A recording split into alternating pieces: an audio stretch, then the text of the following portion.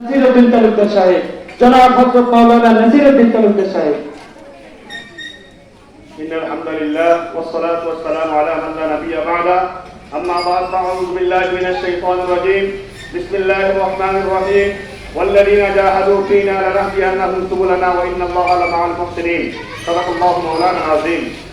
সম্মানিত তাওহীদি জনতা, আজকে আমরা এখানে একত্রিত হয়েছি, আপনারা সবাই জানেন ওই হায়নাদার ইহুদিবাদীরা নির্মমভাবে আমাদের ফিলিস্তিনের মুসলমানদের উপর আজকে কয়েক বছর লাগাতার যুদ্ধ চলছে। তারা রমজান রাত থেকে যুদ্ধবিরতি নিয়েছে, কিন্তু যুদ্ধবিরতি নেওয়ার পরে হঠাৎ করে আবার রমজান মাসে আবার এরকম ভাবে হঠাৎ করে আক্রমণ করে ফিলিস্তিনের মুসলমানদেরকে শেষ করে দিয়েছে। আমরা এর প্রতিবাদ জানাই। এই হায়নাদারবাসীরা, এই ফিলিস্তিন আমাদের, এই ফিলিস্তিনের সাথে সকল নবীদের আত্মার সাথে সম্পর্ক, ফিলিস্তিনের সকল মসজিদ